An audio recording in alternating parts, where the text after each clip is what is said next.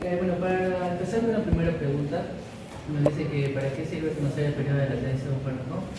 Primeramente quisiera mencionar que en sí no solamente es un aspecto de solamente el periodo de latencia, sino que incluye diferentes factores. Así principalmente en el aspecto de la farmacocinética, que vendría siendo tanto la absorción y la distribución de esta misma. En sí también es importante saber que la concentración plasmática suele tener una correlación a la concentración a cuando van a los tejidos, lo cual es importante para ver la eficacia y el efecto que está realizando el fármaco sobre el tejido. Empezando primero con la concentración mínima eficaz, en sí esta concentración es el punto en donde ya se da a evidenciar en sí los efectos el cual está teniendo el fármaco. En la concentración mínima tóxica sería ya el punto en donde la concentración del fármaco ya está haciendo un efecto de toxicidad, por respecto de una sobredosis o también una mala administración del fármaco. Y ahora, en el periodo de latencia, lo cual nos estamos enfocando, vendría siendo todo el transcurso desde la administración del fármaco hasta cuando se realiza el efecto del fármaco. También la intensidad del efecto, lo cual es en sí el volumen al cual desde la concentración mínima eficaz hasta evitando obviamente sobrepasar la toxicidad. Y también la relación a tiempo de acción activa eficaz, como se puede ver en este aspecto, el cual es todo el tiempo en sí el cual dura el efecto. Y obviamente existen también factores influyentes los cuales van a afectar en sí este proceso, en lo cual vamos a encontrar los factores fisiológicos, como decíamos, los factores como la edad, también se tiene obviamente el género. En los factores patológicos podemos encontrar insuficiencia renal, hepática o cardiovasculares, y en los factores dietogénicos, el cual es el aspecto de una interacción de diferentes fármacos, ¿no? Los cuales pueden alterar su eficacia en uno o el otro. Ahora, viendo la importancia en sí del periodo de latencia, vamos a encontrar que es importante para la elección de un tratamiento adecuado, debido a que eso en sí va a depender de la enfermedad, tanto que sea tipo aguda o crónica, la cual en un tipo de enfermedad aguda ya vendría siendo más necesario un tipo de periodo de latencia más corto para obviamente evidenciarse un efecto más rápido, y en la crónica un periodo de latencia más largo, lo cual vendría siendo para ser más seguro y obviamente tener un efecto de larga duración. Los ejemplos que podemos ver, vamos a encontrar la morfina intravenosa, lo cual también es un aspecto que recalcar que la vía de administración es importante también, y el ketorolaco por vía intravenosa, lo cual en este aspecto serían ya como importancia de tener un periodo de latencia más corto, porque para poder disminuir el dolor lo más antes posible. También en el caso del diazepam por vía intravenosa, en el caso de las convulsiones, tener un periodo de latencia aproximadamente de 3 a 5 minutos. La sertralina o fluoxetina, lo cual serían aspectos ya más largos, teniendo un periodo de latencia aproximadamente de 2 a 4 semanas. Obviamente en sí empieza a tener su efecto, pero obviamente para completar correctamente toda su eficacia va a tener una latencia mucho más larga. Y también el caso de la clozapina y la olanzapina, en el caso antipsicótico, lo cual es un periodo de latencia más de 2 a 4 semanas. También evitar la sobredosis sería en caso de que un paciente no llegue a percibir un efecto temprano, entonces podría causarse una sobredosis, y esto obviamente puede generar una toxicidad. Vemos el caso de la paroxetina, en el caso de un cuadro de ansiedad, la cual tiene una latencia en sí de 2 o 3 semanas, pero obviamente inicia con efectos muy cortos.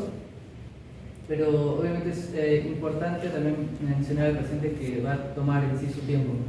Y también el caso del enalapril, el caso de una hipertensión, con una latencia momentánea, la cual tendría que ser de 1 a 3 horas, ¿no?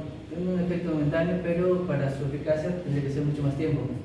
En el interior terapéutico, para evaluar en sí la respuesta del paciente, un caso de una sertralina, como hemos visto la depresión, y la levotiroxina, lo cual en sí se puede visualizar en sí los efectos principales que puede tener en unos días, pero obviamente es un tratamiento de mucho más largo. Y el ajuste de esquemas de administración, lo cual En sí es el momento, la necesidad en sí del paciente, lo cual vamos a encontrar la sulfide, que se da, en sí tiene un periodo de latencia de aproximadamente 30 minutos y se da para personas que tienen problemas para dormir, y también los antiinflamatorios no esteroideos para en sí una latencia de 1 hora para hacer cualquier tipo de actividad, obviamente para no sufrir un tipo de dolor o similares. Ahí nos vamos a esperar un ratito. ¿Ya? Acá hay varios puntos importantísimos que sí es necesario que recuerden súper bien. ¿Ya? Vamos a hacerlo por ejemplo, con un antibiótico. ¿Ya? Cuando nosotros vamos a evaluar, como lo han puesto en el cuadro, en el gráfico, nosotros aquí, digamos, vamos a evaluar. Aquí se va a evaluar el tiempo y aquí la concentración del fármaco. ¿Okay? Entonces tenemos esos dos cosas, tiempo y concentración. Entonces cuando yo tomo una pastilla, vamos a decir un medicamento, un antibiótico, pongámosles algo sencillo, la amoxicilina, ¿ya? Yo la ingiero, ¿no es cierto? ¿Dónde se va a absorber ese medicamento, la amoxicilina? ¿Dónde se absorbe? ¿Dónde se absorbe? En el estómago, ¿sí? De ahí pasa a la circulación, o sea, la sangre, metabolismo hepático, que lo va a activar y hace su efecto. Entonces, el efecto de la mayoría de medicamentos, ojo, no todos, de la mayoría de medicamentos se hace por vía sanguínea, ¿no? Ya sea que yo los tome y luego pasa a la sangre, o que me los inyecten directamente, o que me lo ponga intramuscular, igual se va a absorber hacia la sangre, pero todo transcurre a la sangre, a excepción, por ejemplo, de algunos medicamentos, por ejemplo, de uso tópico, ¿no? Me duele aquí en el codo, me aplican un spray y es directamente hacia la zona, pero en general, la mayoría de efectos tienen que ser mediados mediante absorción. ¿Hacia dónde? Hacia la sangre. Entonces, ¿dónde evaluamos esta concentración?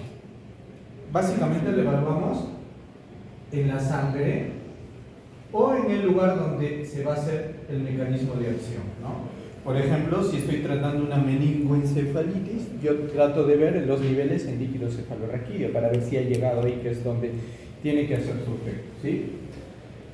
Entonces, obviamente cuando yo absorbo un fármaco, va a haber una curva, ¿no? Se absorbe, llega a un pico, y luego se elimina y ya no queda nada del fármaco. No es que yo tome un medicamento y me voy a quedar toda la vida con esto, ¿no? Entonces todo tiene un ciclo, ¿no? Tiene un efecto, una absorción, alcanza un pico, una meseta, y de ahí la absorción disminuye. Ahora, para cualquier cosa, por ejemplo en el caso de antibióticos, nosotros tenemos lo que se llama la concentración mínima inhibitoria. ¿Qué quiere decir la concentración mínima inhibitoria? Quiere decir qué concentración del fármaco me va a servir para detener el crecimiento bacteriano. O por ejemplo, en el caso de que yo me tome un diclofenaco, ¿qué concentración del fármaco me va a hacer qué? Calmar el dolor, ¿ya? Y a eso, a ver, retrocedamos, y a eso se le va a llamar, otra una más, concentración mínima eficaz. Entonces, ¿dónde irá esta concentración mínima eficaz? Digamos, acá, que para el caso de antibióticos se llama concentración mínima inhibitoria, ¿sí? Entonces yo digo acá, ¿qué quiere decir esta línea? Que a partir de acá, el fármaco empieza a hacer efecto. A partir de este punto de concentración, a partir de esta concentración, el fármaco me va a hacer un efecto. Es la concentración mínima eficaz. Y luego también tenemos la concentración mínima tóxica. ¿Dónde estará esta? Más o menos por acá. Entonces, ¿a partir de qué dosis el fármaco se va a volver tóxico? Y ahí recordamos lo que era toxicidad y efecto adverso. Toxicidad se da cuando consumo mucho fármaco. Entonces, por tanto, la concentración de este fármaco es mayor de la permitida. Aquí es un espacio prohibido. Yo no debo llegar aquí. No debería llegar aquí. ¿Por qué? Porque esto es una dosis tóxica. ¿En dónde estará mi dosis ideal? ¿Dónde estará mi dosis ideal? La dosis adecuada. En este margen. Entonces, si me preguntan ¿en qué rango se encuentra la dosis ideal? La respuesta es entre la concentración mínima eficaz y la concentración mínima tóxica. Por debajo de este espacio es la concentración ideal. Luego el otro término es el tiempo de latencia. ¿Cuál vendría a ser aquí el tiempo de latencia? El tiempo que se necesita. Desde que se administra, o sea, la hora cero, hasta que logré la concentración mínima. Entonces, todo este espacio de aquí va a ser mi latencia. La latencia, por tanto, ¿en qué se va a medir? En unidad de tiempo, o sea, en segundos, en minutos, en horas. ¿Cuánto? Va a variar dependiendo de cada fármaco. ¿Quién tendrá más tiempo de latencia, la vía oral o la vía endovenosa? ¿Quién tendrá más tiempo de latencia? ¿Quién demorará más en alcanzar el valor? Obviamente la vía oral, ¿no es cierto? ¿Por qué? Porque tiene que absorberse primero por el estómago, luego metabolizarse. En cambio la endovenosa va más rápido. Entonces, si me preguntan ¿qué fármaco tiene mayor tiempo de latencia? ¿Cuál es la respuesta? La vía oral, ¿no? ¿Qué fármaco tiene menos tiempo de latencia? La vía endovenosa, ¿sí? Y los términos de concentración mínima eficaz y concentración mínima tóxica dependen de ¿qué? De la cantidad de fármaco que yo consuma. Pero ojo, también depende de la eliminación, ¿no? Este es un fármaco, por ejemplo, que se elimina poco lento, pero habrá fármacos que hacen esta curva. ¿Sí? ¿Cuál será la diferencia de administración de este fármaco 1 versus este fármaco 2? ¿Cuál será la diferencia entre la administración de estos dos fármacos? La diferencia será que el fármaco 1 lo tengo que administrar a dosis bajas, pero a tiempos más continuos. ¿Por qué? Por ejemplo, cada 8 horas. Porque así como se absorbe rápido, se elimina rápido, ¿sí?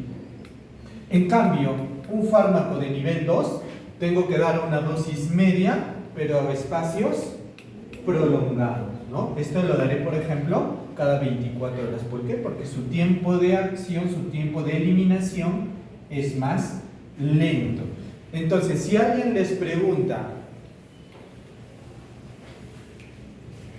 ¿qué tan frecuentemente se administra un fármaco de eliminación lenta? ¿Muy frecuentemente o poco frecuentemente? Poco frecuente. Muy bien, poco frecuentemente. ¿Por qué? Porque al tardar en eliminarse, este fármaco permanece más tiempo en la sangre, por tanto lo tengo que dar menos veces en el día, ¿sí? Lo tengo que dar menos veces en el día. Entonces, de acá, de este gráfico se me desprenden varias cosas. ¿Cómo se llamará al tiempo desde aquí hasta aquí? ¿Cómo se llamará este tiempo de aquí a aquí? Tiempo eficaz. ¿Ah? Tiempo eficaz. A este tiempo lo vamos a llamar tiempo eficaz o duración de la acción. Entonces, la duración de la acción, ¿qué será? Al tiempo en el cual el fármaco permanece por encima de la concentración mínima eficaz. ¿Sí? Solo viendo el fármaco, sin utilizar mucho la memoria. Si me preguntan, ¿qué significa duración de acción? ¿Qué significa? Es el tiempo durante el cual mi fármaco alcanza concentraciones por encima de la concentración mínima eficaz. Ese es el tiempo de duración del fármaco, ¿no? ¿Sí? Y que está determinado por las cosas que ya hemos visto en las clases pasadas, ¿no? Por la absorción, este tiene una absorción más rápida, por la eliminación, por la distribución, por el metabolismo, por todas esas cosas, ¿no? Pero aparte también hay factores propios, ¿no? Como vimos, ¿quién metaboliza más lento? Las mujeres, ¿no es cierto? Entonces las mujeres tendrán un tiempo más prolongado, ¿no? ¿Quiénes más? Pues los recién nacidos, ¿no? Por la inmadurez de su metabolismo. Entonces, hay ciertos factores, como dice aquí, factores fisiológicos que me van a afectar la absorción. Pero también va a haber factores patológicos. Por ejemplo, si yo soy un paciente con shock, en el cual la sangre no se está distribuyendo bien por mi cuerpo, ¿eso reducirá o aumentará el tiempo? Aumentará. Si por ejemplo yo tengo una enfermedad renal, mis riñones no funcionan y mi fármaco se elimina por la orina, ¿esto va a aumentar o va a reducir? Va a aumentar, ¿no es cierto? Porque va a estar más tiempo en mi sangre porque la eliminación es más lenta. ¿Por qué es más lenta, doctor? Porque tu riñón no funciona. Como por ejemplo puede ocurrir en una insuficiencia renal aguda, ¿sí? Entonces son factores. Pero también va a haber fisiológicos, patológicos, pero también va a haber iatrogénicos, ¿no? Por ejemplo, yo en vez de decirle que tome una tableta cada 8, le puse 2 tabletas cada 8. ¿Qué va a provocar eso? Que la concentración va a superar, va a estar acá. ¿Por qué? Porque en vez de darle una, que iba así, le di 2, lo cual me motivó que aumentara mucho, ¿no? Entonces hay que tener mucho cuidado con qué, con la cantidad de fármaco que damos, pero también con la frecuencia, ¿no? Por ejemplo, la penicilina benzatínica normalmente se administra una dosis. ¿Por qué? Porque este fármaco tiene un tiempo de vida media de 5 a 7 días, o sea, dura 5 a 7 días. ¿Se imaginan que yo no sepa eso y le doy penicilina benzatínica una ampolla cada 24 horas por 3 días? ¿Qué va a pasar? Ese fármaco que tiene 5 a 7 días de tiempo de acción, le voy a administrar y al primer día le administro otra dosis, va a subir hasta acá. Y al tercer día le administro otra dosis y va a permanecer acá, ¿por cuánto? Por 5 a 7 días, haciendo un efecto tóxico. Y ese paciente va a terminar con falla hepática, con falla renal. ¿Por qué? Por problemas iatrogénicos con la administración de medicamentos. ¿Sí? Entonces, chicos, recordar muy bien la concentración mínima tóxica, ¿sí? ¿Qué es lo que pasa por encima de esa concentración? Efectos tóxicos. ¿Queremos estar ahí? No. ¿Dónde queremos estar? Por debajo de la concentración mínima tóxica y por encima de la concentración mínima eficaz. Tenemos que recordar el tiempo de latencia. ¿Qué es el tiempo de latencia? Es el tiempo que tarda hasta lograr la concentración mínima eficaz. Es el tiempo que pasa hasta que yo logre la concentración mínima eficaz. Y el tiempo de duración de la acción o el tiempo eficaz va a ser el tiempo en el cual el paciente permanece entre la concentración mínima eficaz y la concentración mínima tóxica. ¿Sí? Muy bien. Más o menos han entendido esa parte, ¿no? Eso les tiene que quedar súper bien claro, porque es fácil que de ahí, y es algo que tienen que conocer como futuros médicos, ¿no? Para cuando administren un fármaco, sepan que hay condiciones en las cuales, ¿no? Por ejemplo, a un niño no le voy a dar la misma dosis de un adulto, ¿no? ¿A quién le doy menos dosis? A un niño, ¿no es cierto? ¿A quién le daré más seguido un fármaco? ¿A un paciente que tiene función renal normal o a un paciente que tiene falla renal? Al paciente que tiene falla renal le tengo que dar menos, ¿no es cierto? Si es un paciente que tiene falla hepática, ¿le daré más o menos medicamento? Menos medicamento, ¿sí? Entonces son factores patológicos. Muy bien. ¿Quién sigue?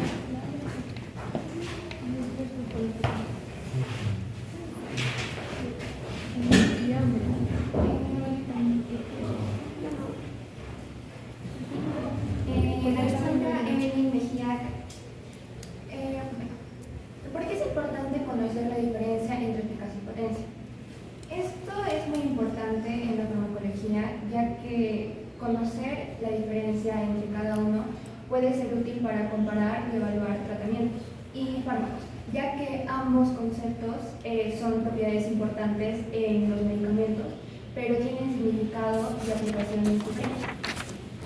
Primero, la eficacia. Es la medida de la magnitud de un efecto farmacológico y se refiere a la capacidad máxima de un fármaco para producir un efecto biológico. Es decir, cuán bien un medicamento logra su efecto terapéutico deseado. En términos más simples, es cuánto un fármaco es eficaz si puede producir el efecto máximo que se espera de él sin importar la dosis necesaria para alcanzarlo. Luego tenemos la potencia. Es la medida de la cantidad de un fármaco, que debería ser la dosis, necesario para producir el efecto máximo. Un ejemplo. Tenemos el fármaco A, que es potente, y el fármaco B, que es menos potente. En el fármaco A podemos administrar 5 miligramos y producir un alivio del dolor significativo en el paciente. Pero el fármaco B, que es menos potente, va a necesitar una mayor dosis, 50 miligramos, para producir el mismo alivio que produjo el fármaco A. Entonces, un medicamento es más potente si produce un efecto con menos cantidad. Y un medicamento menos potente, como en el caso del fármaco B, necesita más cantidad para lograr el mismo efecto que el fármaco potente. Bueno, y entonces, ¿por qué es importante conocer la diferencia? Aparte de para poder comparar y evaluar tratamientos y fármacos, es importante con la selección de medicamentos, ya que conocer la potencia y la eficacia ayuda a elegir un fármaco adecuado, según la dosis y la dosis necesaria para los pacientes. Un ejemplo podría ser que una emergencia, un paciente necesita una acción rápida para aliviar el dolor, en fármacos para aliviar el dolor. Entonces, es más recomendable usar un fármaco potente, ya que su administración es más fácil, ya que tiene presenta menor dosis. También en los ajustes de dosis. Fármacos con baja potencia pueden requerir dosis más altas y un ajuste más preciso, mientras que los más potentes permiten dosis más pequeñas, pero requieren un monitoreo cercano. También en consideración de los efectos secundarios.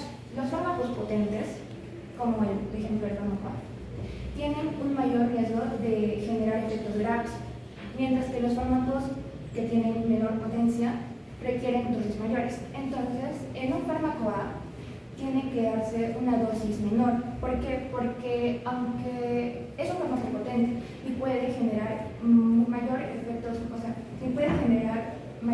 secundarios que un fármaco menos potente, ya que si bien tiene menos cantidad, su potencia es muy alta, entonces puede generar efectos secundarios graves como depresión respiratoria. Y en cambio, un fármaco de menos potencia requiere más cantidad, pero puede generar menos efectos graves secundarios. Podría ser una gastritis. También tenemos la interacción con otros medicamentos. Los fármacos más potentes tienden a tener interacciones más significativas con otros medicamentos, lo que puede afectar la eficacia y el aumento del riesgo de los efectos adversos.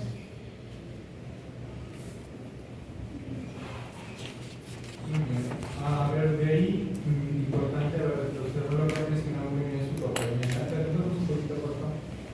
Tiene que la anterior a eso. Anterior. Ya, ahí. Eficacia y potencia, chicos, tienen que conocer, pero así súper bien, ¿sí?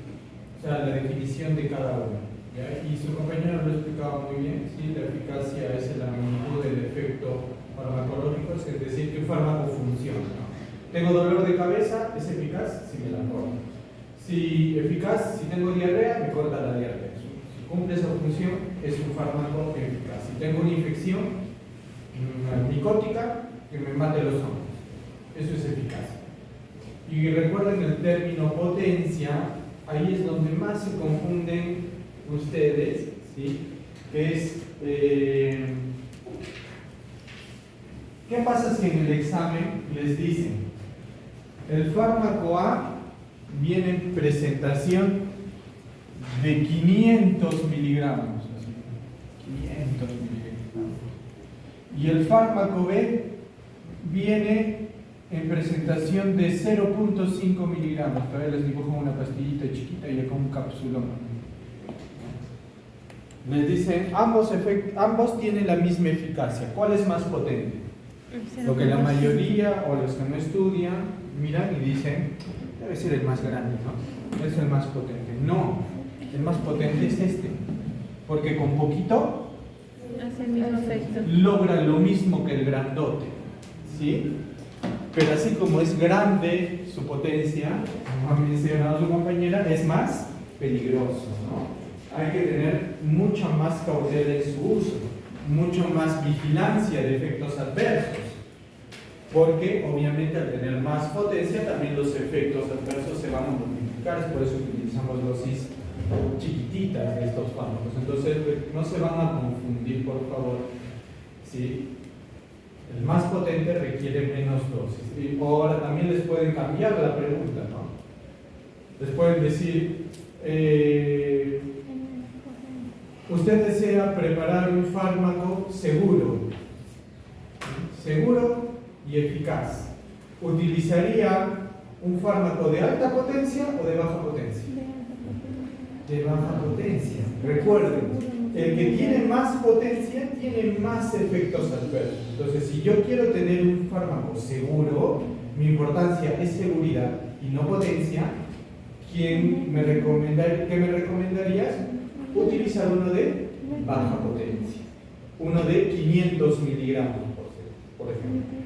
Pero si yo quiero tener recuperación rápida, o sea, por ejemplo, estoy con un dolor de cabeza horrible, ¿no? Feísimo.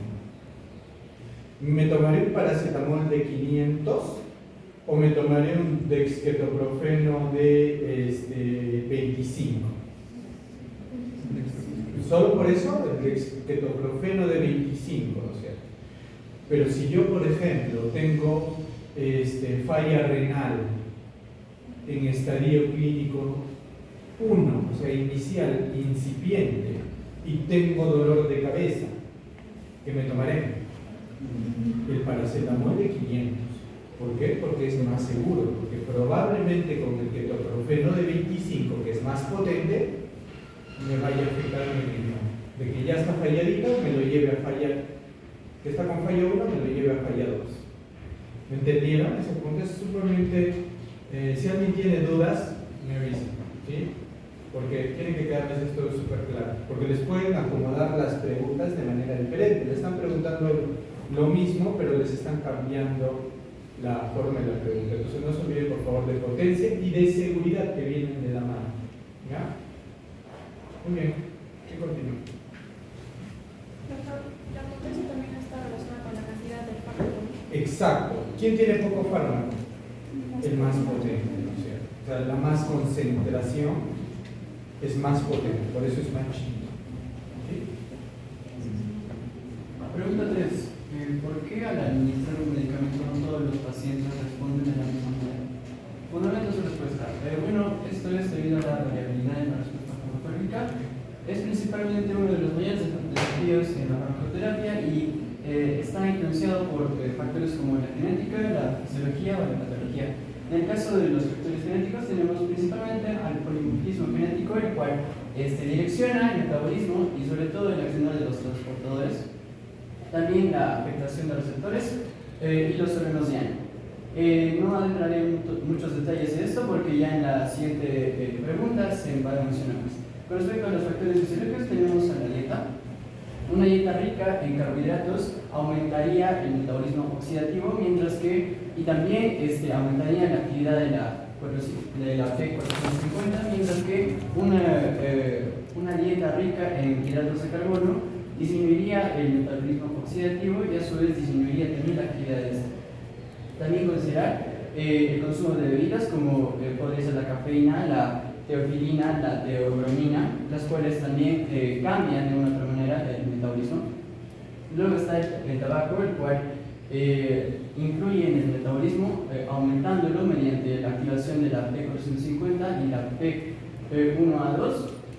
También el alcohol, el cual, según si se toma de forma aguda, es decir, ocasional, esto estaría inhibiendo el citocromo, lo cual generaría que no haya un metabolismo y por lo tanto no una eliminación, por lo cual se quedaría mayor concentración de fármaco en el plasma.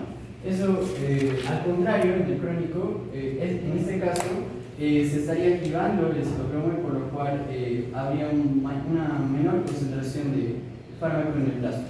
Luego está el ritmo circadiano, el cual por el día la P450 está más activa y además hay una conjugación con glucurónido. Por la noche hay una conjugación con sulfato y glutatión. Luego también está el sexo, en donde las mujeres tienen una menor cantidad de esterasas, que son enzimas del intestino. Eso también influiría en el metabolismo. Tienen mayor grasa. Esto también tiene que ver con el uso de fármacos hidrosolubles o liposolubles, y luego tienen un mayor metabolismo oxidativo y una menor conjugación. Luego, en el caso de la gestación, puedes decir que el nivel elevado de progesterona y también que tienen disminuidas enzimas como la glucuronil y el sulfato. Luego también está la edad. Los neonatos se dice que tienen un metabolismo fase 1 disminuido y en los adultos mayores tienen un metabolismo disminuido fase 2.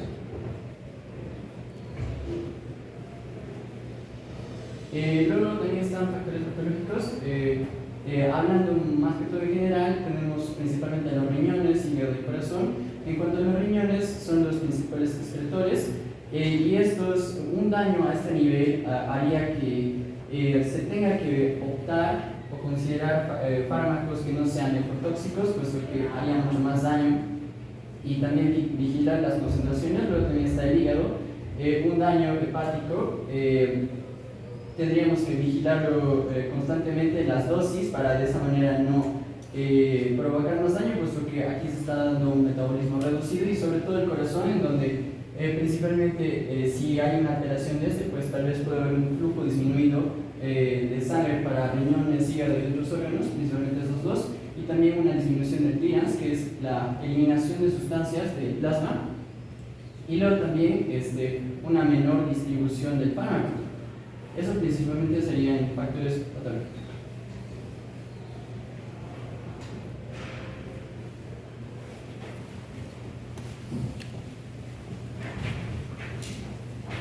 Mi apellido es Chara Covino. La pregunta 4 es: ¿por qué es importante conocer la variabilidad genética en farmacología? La variabilidad genética es uno de los factores más importantes que van a determinar por qué un paciente responde de manera diferente comparado a otro con respecto a un medicamento. La variabilidad genética va a estar estudiada por la farmacogenética y por la farmacogenómica. Es importante también porque personaliza tratamientos, evita las reacciones dispersas y porque mejora la eficacia terapéutica. Aquí voy a explicar mejor cada uno de los que he mencionado. Optimiza la eficacia terapéutica. Hay algunos pacientes que tienen variantes genéticas. Esto lo que va a hacer es modificar la función de los receptores diana y puede reducir o potenciar el efecto del fármaco. Esto pasa en pacientes con cáncer. Las mutaciones genéticas van a afectar mucho cómo responde el paciente a un tratamiento. Evita las reacciones adversas graves. Pacientes con variantes genéticas pueden metabolizar un fármaco más rápidamente o más lentamente, y esto va a afectar la concentración del fármaco en la sangre. Otro punto importante es que individualiza la dosificación.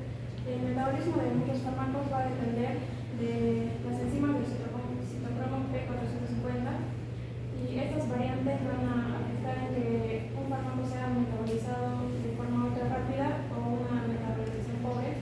En la metabolización ultra rápida va a disminuir su eficacia, pero el fármaco se va a eliminar de forma más rápida también. Y por último, facilita la medicina personalizada. El conocimiento de la genética va a ser muy importante porque permite seleccionar el fármaco adecuado, la dosis correcta, y si hay un menor riesgo de efectos adversos. Gracias. Ya, vamos a parar ahí porque justo ya hemos terminado esta pregunta.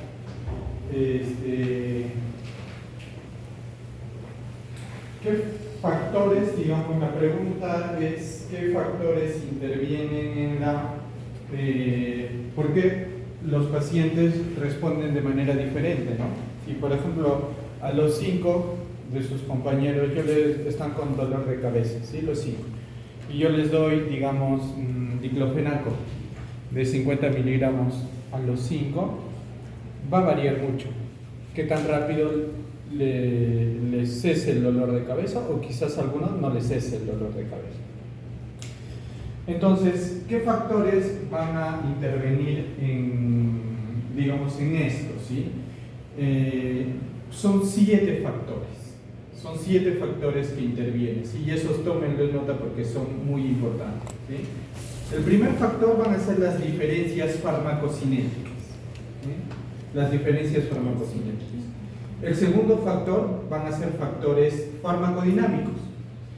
El tercer factor va a ser características individuales. El cuarto factor, los genéticos. El quinto factor van a ser las interacciones. El sexto, el estado de salud. Y el séptimo van a ser factores ambientales y del comportamiento, ¿sí? Entonces, vamos a recordar con esto, digamos, ya lo que hemos visto en clases pasadas, ¿sí?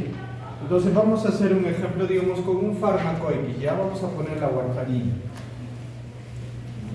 La warfarina, chicos, es un anticoagulante, ¿ya? Es un anticoagulante, es un fármaco para evitar que se me formen coágulos, ¿ya? Como puede ocurrirme en un paciente, por ejemplo, con fibrilación auricular, ¿sí? ¿Cuánto es su dosis estándar? La dosis estándar variable es de 5 miligramos cada 24 horas. Es la dosis estándar, ¿sí? La misma, pero en el mismo ejemplo, digamos, vamos a tener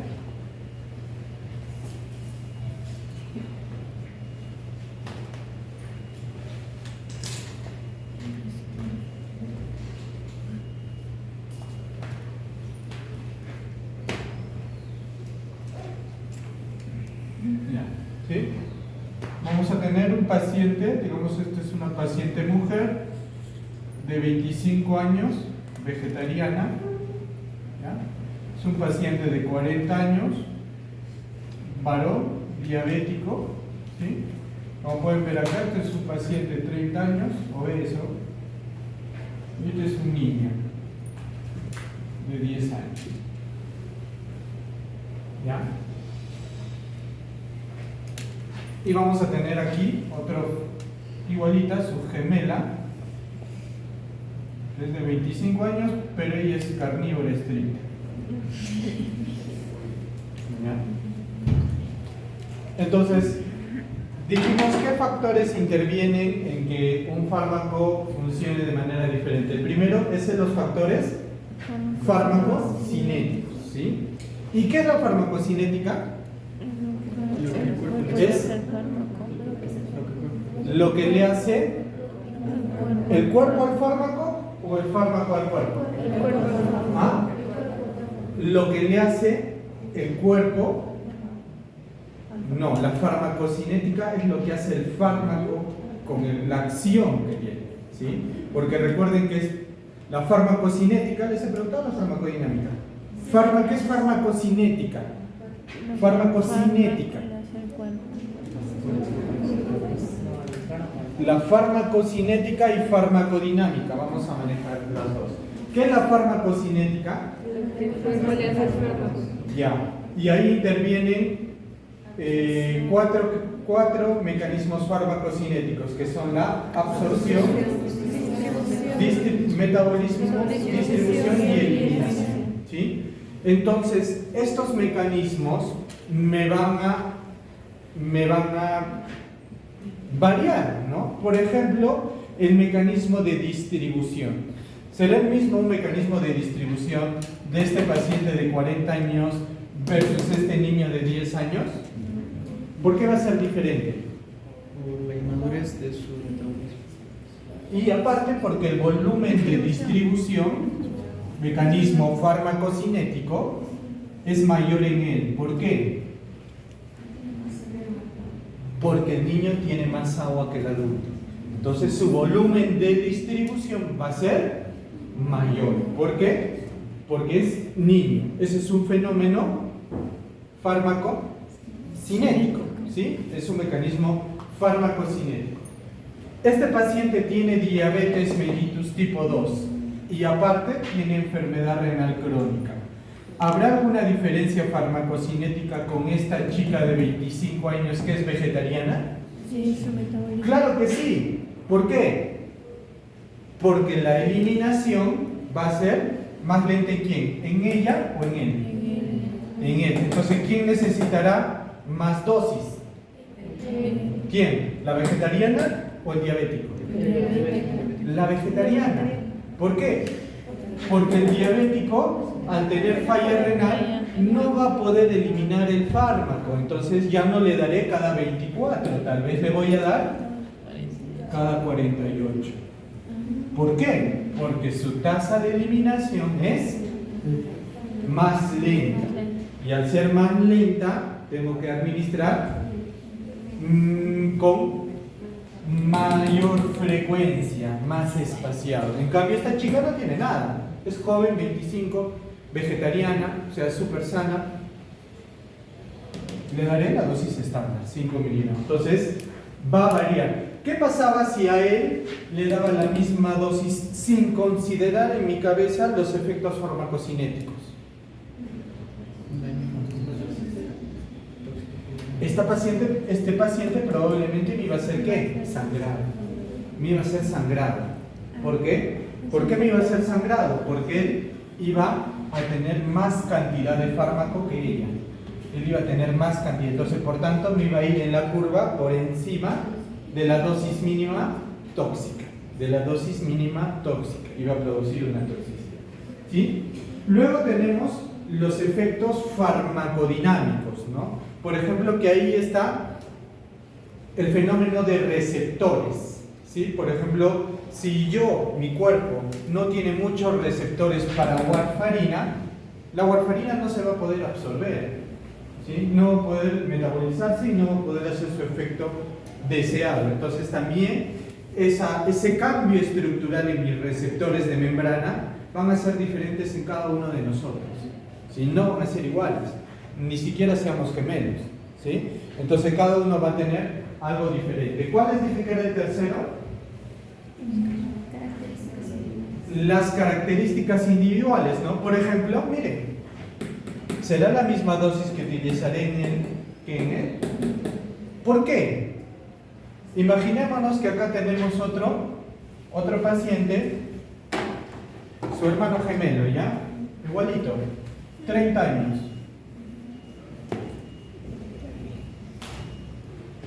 Y él tiene IMC 22.5, el ideal. ¿Habrá diferencia individual entre ellos dos? Sí. ¿Cuál? Que él es obeso, ¿no? ¿Quién tiene más volumen de distribución? ¿Él o él? ¿Quién tiene más volumen de distribución? ¿El obeso o el normal? El normal tiene más volumen de distribución. ¿Por qué? Porque el gordo tiene menos agua. El gordito tiene menos agua. ¿Por qué el gordito tiene menos agua? Porque la grasa no tiene agua. Al no tener agua y al ser pura grasa, no tiene agua, ¿no? En cambio, él tiene mayor volumen. Ahora, amén de que hay otros fármacos que tienen distribución más lipofílica, ¿sí? Que sí se favorece su distribución en el obeso, porque el obeso tiene más grasa en sangre a veces, ¿no? Sus niveles de triglicéridos, colesterol están más de 500, 600, ¿sí? Entonces, son factores individuales, no propios de cada persona. El cuarto son los el cuarto, ¿no es cierto? Son los factores genéticos, que ya los he mencionado. No puede haber factores genéticos relacionados, por ejemplo, con alteraciones en el citocromo P450. ¿Sí? Por ejemplo, en la warfarina, claro que hay algunas modificaciones genéticas, hay algunas alteraciones genéticas propias de cada organismo en algunos genes, por ejemplo el gen BCORC9 y otros genes raros, que me provocan que la warfarina no me sirva. Entonces tú tomas warfarina y no te pasa nada, ¿no? Y el médico dice, oye, ¿por qué te doy y no haces nada? Te hacen un estudio genético y tienes mutado ese gen. Al tener mutado ese gen ya no me va a hacer lo mismo, ¿no? Yo me veo normal, no tengo ninguna mutación, no tengo un brazo extra, pero mi gen específico para el metabolismo de warfarina está alterado. ¿Cuál les dije que es el hito? Interacciones, ¿no? Por ejemplo, ¿qué ocurre? Este paciente, el hermano sano, estaba tomando aspirina, ácido acetil salicílico. ¿Qué va a ocurrir? El ácido acetil salicílico es un antiagregante plaquetario que en combinación con warfarina se ha visto que incrementa la posibilidad de sangrado. Entonces, ¿quién tendrá más posibilidad de hacer sangrado? ¿Su hermano obeso o él? Él, ¿por qué? Porque él estaba tomando aspirina. Se generó una interacción farmacológica, ¿sí? Entonces, las interacciones farmacológicas debemos conocerlas bien. Y chicos, es muy difícil que ustedes se aprendan todas las interacciones farmacológicas. O sea, no hay modo de hacerlo, ni siquiera sean farmacólogos. Pero nosotros tenemos la ventaja actualmente de que tenemos apps, ¿sí? Y ustedes tienen el Up2Date, ¿sí? Que les da gratis la universidad. En el Up2Date hay una guía de interacciones. Ustedes simplemente ponen el medicamento, los dos medicamentos que quieren, y ahí les va a decir si es que hay alguna interacción. Es súper sencillo. Entonces ustedes cuando planteen, hagan su plan de qué le voy a dar a mi paciente, chequean antes de y verifican las interacciones farmacológicas. Y finalmente, ¿qué más nos hace falta? El estado de salud, ¿no? Este paciente que tiene enfermedad renal crónica y diabetes, por tanto, ¿será diferente la absorción que, por ejemplo, este paciente de 25 años carnívoro? Obviamente que sí, ¿no es cierto? ¿Por qué? Porque este paciente va a eliminar más lentamente el fármaco versus esta paciente, ¿ya? Y pues no va a tener ningún, digamos, va a tener que recibir dosis con más espacio, o sea, cada 48 horas, por ejemplo. Y luego finalmente tenemos la última, que es lo de factores ambientales y de comportamiento. ¿Quién cree que le irá mejor con la warfarina? ¿A la gemela carnívora o a la gemela vegetariana? ¿Quién consideran ustedes que es más sano? ¿Un carnívoro o un vegetariano? ¿Ah? Pero por la vitamina K de la vegetariana, ¿ya? sería inhibido entonces la warfarina. Exacto, ¿no es cierto? ¿Qué es lo que ocurre? Su antídoto de la warfarina, su antídoto, o sea, lo que lo bloquea, se llama vitamina K. La vitamina K, ¿sí? La vitamina K es el antídoto de la warfarina, ¿no? Entonces, si yo me quiero autolizar, ¿sí? Me quiero hacer autólisis y me tomo 40 tabletas de warfarina, ¿ustedes qué me tendrían que dar? Vitamina K, para bloquear la acción anticoagulante del fármaco. Y adivinen quién tiene alta vitamina K. Las verduras de hoja verde, ¿sí? Entonces, ¿qué va a pasar? Por diferencia de costumbres, o sea, acá son dos personas iguales, no tienen ninguna enfermedad, son jóvenes de la misma edad, son gemelas, pero simplemente por el tema de costumbre de solo comer vegetales, a ella no le iba a hacer efecto el fármaco y a ella sí. ¿Por qué? Porque los vegetales tienen vitamina K. Por tanto, ustedes cuando sean médicos y vayan a prescribir warfarina, ¿qué le tienen que decir al paciente?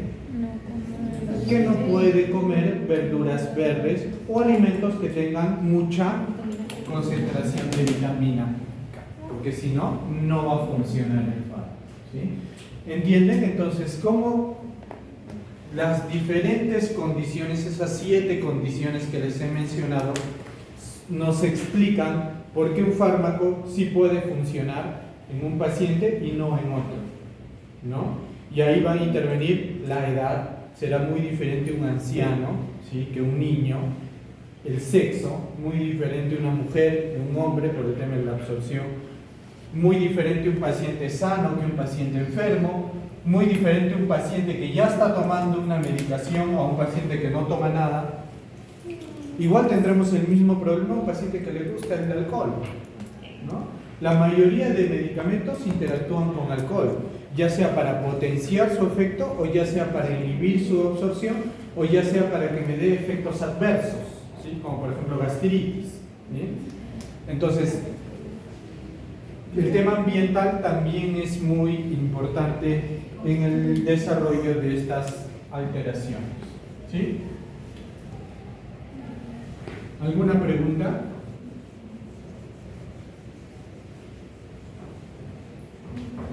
Entonces, si les preguntan en el examen cuáles son los factores que intervienen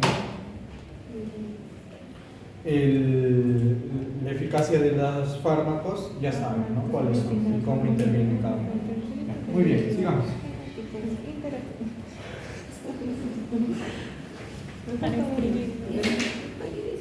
El doctor es Franco González y ahora me voy a hacer la pregunta 5 que dice ¿qué indica la dosis letal 50? ¿Cuál es su opinión en farmacología? Primero, la dosis letal 50 o DL50 nos va a indicar que es una medida toxicológica, es decir, que va a indicar la dosis de una sustancia que le causa la muerte al 50%, como su nombre lo dice, de una población de animales de prueba, ya que generalmente se le da en ratones y ratas. Ahora vamos a decir ¿qué nos indica la DL50? Primero, dice que va a haber una toxicidad aguda de una sustancia. Luego va a haber una comparación de la peligrosidad entre distintos fármacos. Y por último va a haber un margen de seguridad. Y este nos va a indicar, se nos va a estimar, a indicar la distancia entre la dosis terapéutica y la dosis potencialmente fatal. Sí. Ok, ahora vamos a ver sus utilidades en la farmacología. Primero dice que va a haber una evaluación de riesgo, es decir, va a determinar cuán peligrosa es y si es una sustancia y si se administra en dosis elevadas. Luego va a haber un diseño de estudios clínicos. Este va a ayudar a establecer límites seguros para las primeras dosis que serán aplicadas en los humanos. Luego vamos a hablar sobre la comparación de compuestos, es decir, acá se va a utilizar para comparar la toxicidad de fármacos con efectos similares. Y por último sería el cálculo de índice terapéutico, es decir, el índice terapéutico va a ser medida entre la dosis letal 50 entre la dosis efectiva 50. Es decir, donde la dosis efectiva 50 es la dosis eficaz en el 50% de la población y pues el índice terapéutico sería más alto y indicaría que el fármaco es más seguro de utilizar. ¿Termina?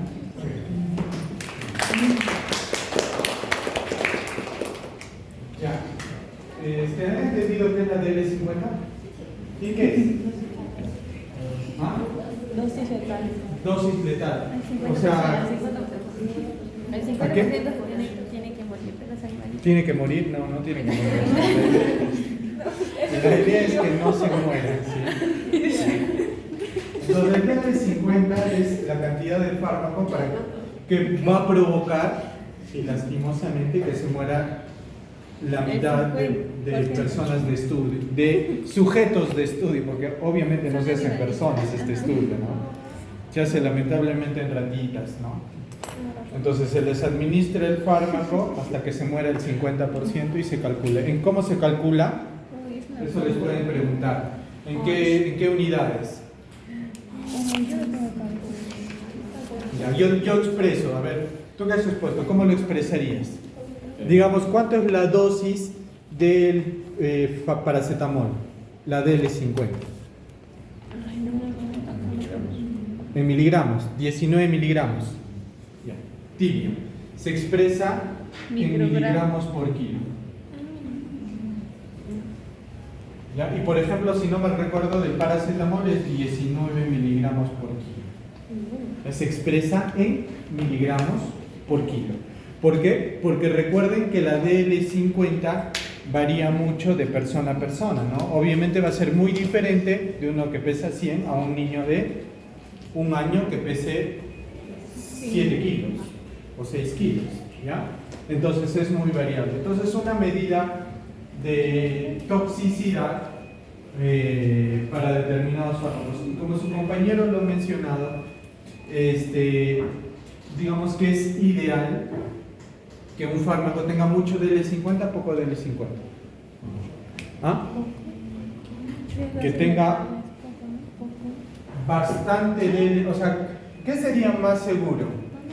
Un fármaco A que tiene una DL50 de 19 miligramos por kilo o un fármaco B que tiene una DL de 1 miligramo por kilo. ¿Cuál es mejor? La A. ¿A? ¿El A o el B? La A. ¿Quiénes dicen el A? ¿Quiénes dicen el B? El B. El B en realidad. ¿Por qué, chicos? ¿Por qué el B? ¿Sí? ¿Por qué no se ve?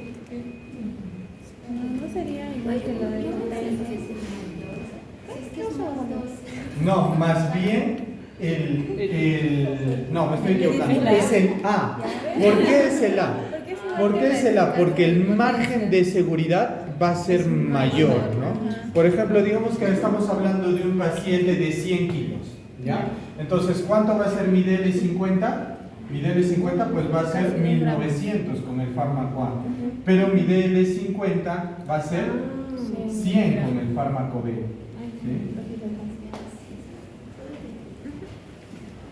Entonces, ¿con quién tengo más margen de seguridad?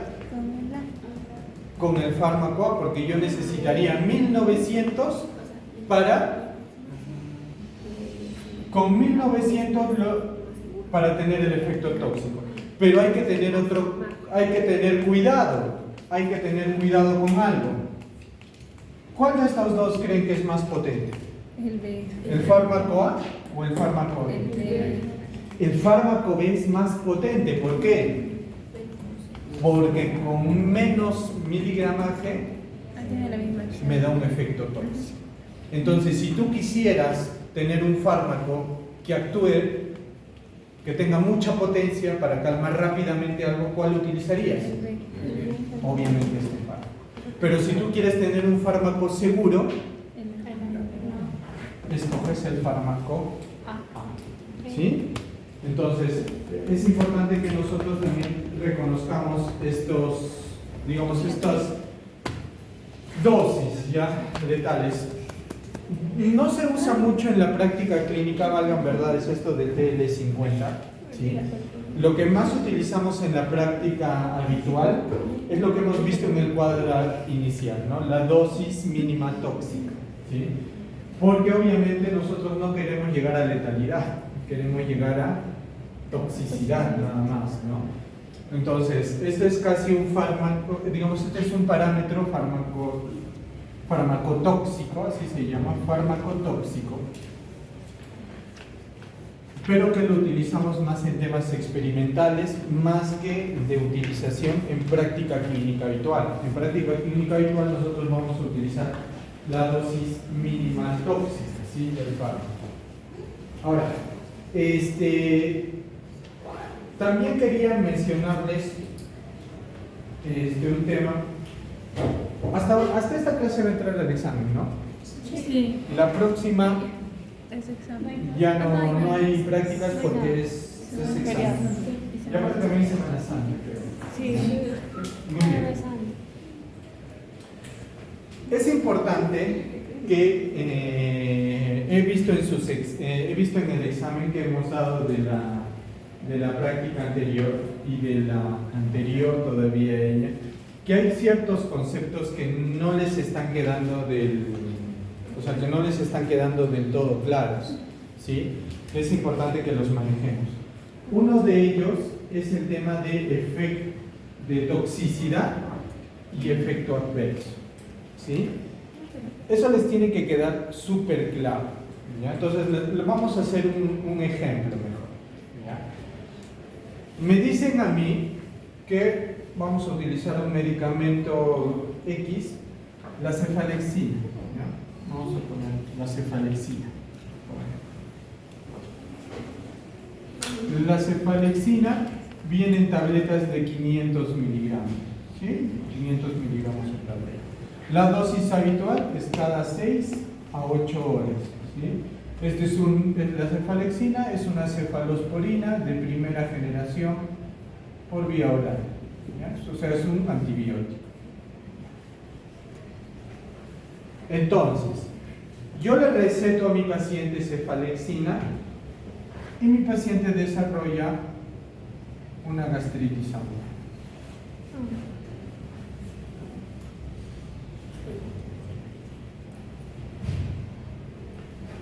Le receto cefalexina a mi paciente y me desarrolla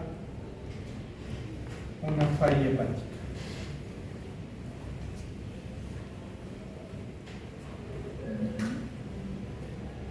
Una falla hepática.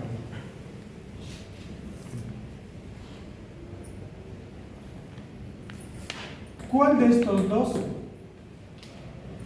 es un efecto tóxico? Falla hepática. No. ¿Por qué? El efecto tóxico sería dosis altas. Exacto. Estamos a una dosis habitual. Es un efecto adverso, no deseado.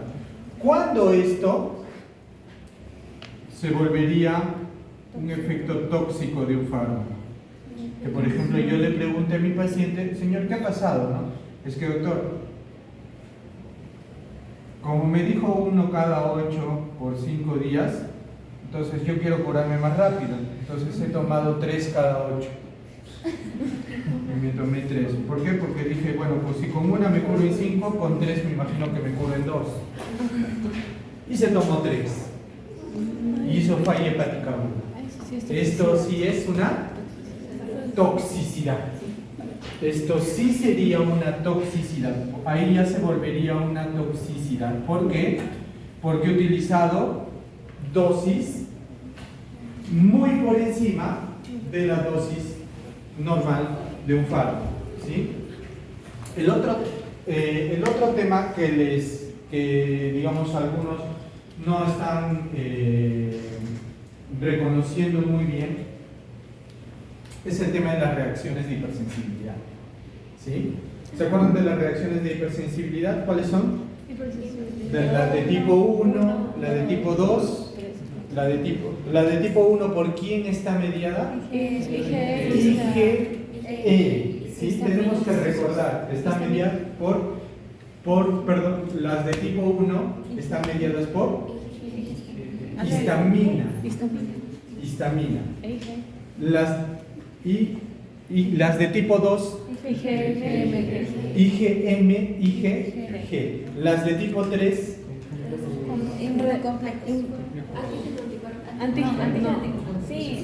por complejos. Y la de tipo 4, por células, mediado por células, los linfocitos, ¿sí? O mediado por células, ¿sí? El otro, ahora,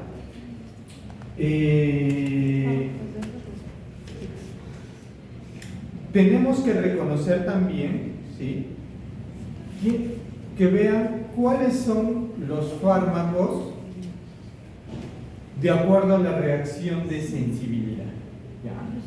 Y recuerden, porque hay mucho problema con esto, que hay fármacos que pueden dar dos reacciones de hipersensibilidad diferentes. Por ejemplo, la penicilina. La penicilina me puede dar una reacción de hipersensibilidad tipo 1 o tipo 2, variable, ¿sí? Variable. O las tetraciclinas, que me pueden dar una reacción también tipo 2 o tipo 3, ¿sí? Es muy variable, ¿ya? Es muy variable. Entonces traten de recordar, perdón, las tetras es tipo 3, tipo 4, ya, tipo 3, tipo 4. Entonces hay que tratar de identificar qué fármaco está muy relacionado con cada reacción de hipersensibilidad, ¿sí? Lo otro que tienen que tratar de recordar bien son los, en cuanto a farmacocinética, lo que mencionamos hace un momento, ¿no? Los 4 pasos de la farmacocinética está compuesta de absorción, distribución, metabolismo y eliminación, ¿ya? Esos 4 esos 4 puntos tenemos que tratar de identificarlos, qué significa cada uno de ellos, ¿sí? Y qué significa la absorción. Es desde donde se administra hasta que llega a la circulación. Es desde que el fármaco ingresa a mi organismo, se administra, hasta que llega a la sangre o al sitio donde va a ser el efecto, ¿sí? Llega a la sangre.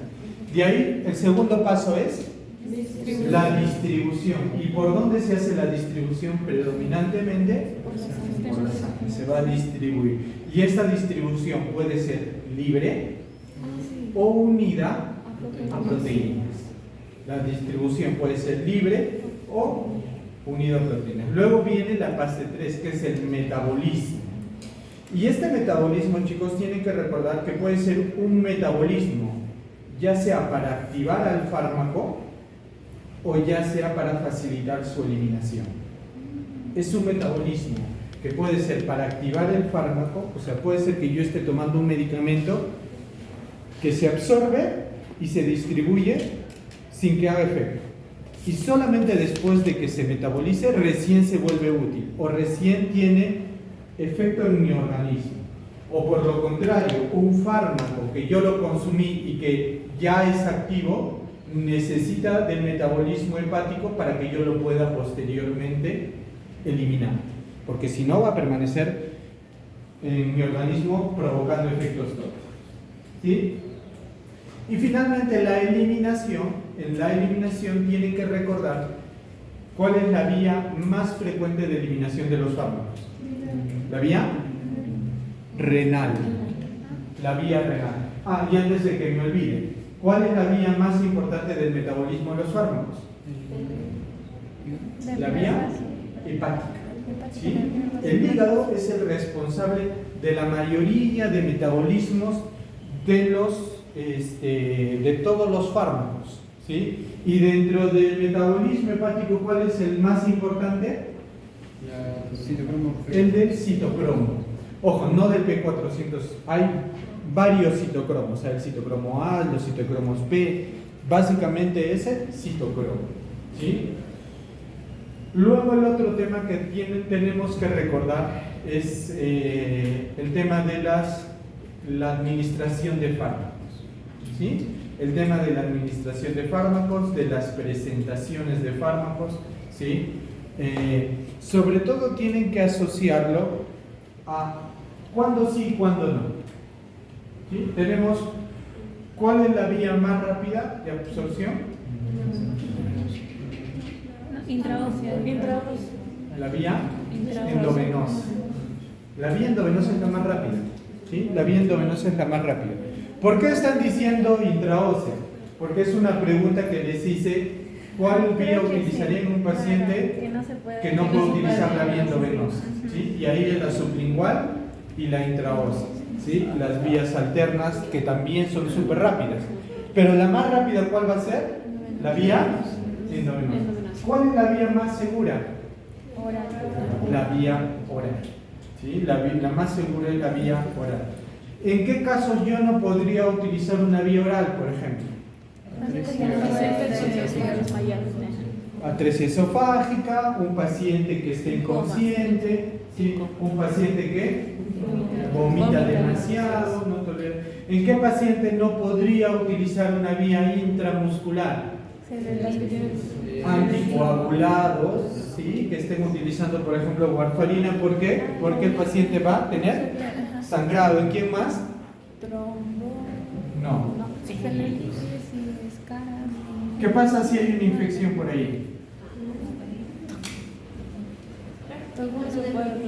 Celulitis en la zona, ¿sí? Si hay una celulitis en el área glútea, no puedo utilizar la vía glútea para administración intramuscular, ¿sí? ¿En qué paciente no podría utilizar, por ejemplo, la vía endovenosa?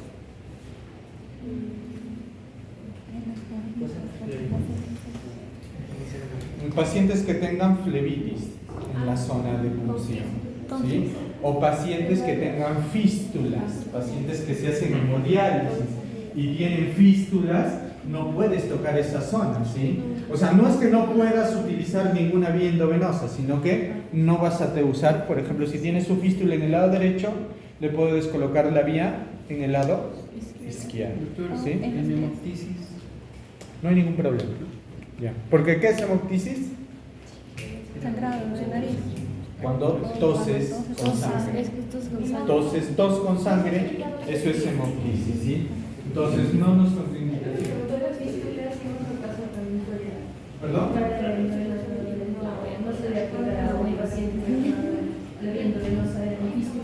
Por ejemplo, flebitis.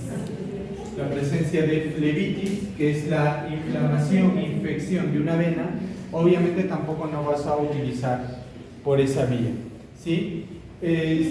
Luego también no se olviden de las vías accesorias, ¿sí? O sea, las vías que no son tan populares, pero que también son una vía de administración, como por ejemplo la vía intranasal, ¿sí? La vía inhalatoria, ¿ya? La vía intratecal, ¿sí? O sea, que te ponen una inyección para administrar el fármaco directamente al líquido cefalorraquídeo, ¿sí? La administración subepidérmica, ¿sí? Que se utiliza preferentemente actualmente para el tema anticonceptivo, ¿sí? Anticonceptivos de progesterona, ponen sus parches, perdón, láminas subdérmicas, ¿sí? La vía tópica, no se olviden también de la vía tópica y la vía intrarrectal, ¿sí? La vía intrarrectal. No se olviden cuáles son las vías que no hacen metabolismo hepático, ¿sí? Tienen que recordar cuáles son las vías que no hacen metabolismo hepático. ¿La vía rectal hace metabolismo hepático? Sí, mitad. Mitad sí, mitad no. 50-50, pero, ojo, es muy variable. Pues no es exactamente 50-50, puede variar un poco. ¿Ya? No se olviden el tema de la variabilidad genética, ¿sí? Que influye mucho en qué. La variabilidad genética influye en la respuesta al tratamiento, exactamente, ¿no? La respuesta a un fármaco, uno de los factores importantes es la variabilidad genética, ¿sí? Como está de moda, eso es muy preguntado por. ¿Ya? Muy bien. ¿Alguna otra pregunta? Doctor, en la primera clase creo que dijo de ventajas y desventajas de la vía de administración. Exacto, tienen que recordar eso, ¿no? Por ejemplo, lo que les he dicho, ¿cuál es más segura? Es una ventaja, ¿no? Pero también su absorción es una desventaja. ¿Cuál es su desventaja? La absorción lenta, ¿no? La absorción lenta. La vía endovenosa, ¿cuál es la ventaja? Rápida inicio de acción. O sea, su tiempo de latencia es largo o corto. Corto. Un tiempo de latencia corto, una acción súper rápida. ¿Tiene desventajas la vía endovenosa? Sí, que a veces no se puede. Claro que sí. Que en caso de intoxicaciones es más difícil administrar un antídoto. Es mucho más complicado administrar un antídoto por vía endovenosa. ¿Por qué? Porque rápidamente se absorbe, se metaboliza, se absorbe, se distribuye, se metaboliza y no te da tiempo de aplicar el antídoto, lo cual es una ventaja de la vía oral, ¿no? Te permite facilidad de la administración de antídotos. ¿Ya? Por favor, repasen los fármacos teratogénicos. ¿Ya? Los principales fármacos teratogénicos de una leidita, ¿sí? ¿A cuáles son los principales fármacos? Les encanta preguntar talidomida, ¿sí? La talidomida, y sobre todo fármacos de uso común. Ya, fármacos de uso común. AINES, chicos, en su examen hay varios que me han puesto AINES, ¿ya? Los AINES no tienen efectos teratogénicos per se, o sea, no va a ser que el bebé salga con malformaciones, ¿ya? En general. Por ahí en el tercer trimestre puede que sí, cierre prematuro del núcleo arterioso, pero en realidad no es tanto como otros efectos como la warfarina, por ejemplo, o la talidomida que provocaba que los niños nacieran sin brazos, ¿sí? Entre otros fármacos. Ya, tenemos que revisar muy bien eso. ¿Ya? Muy bien, sus guías entonces me dejan por favor.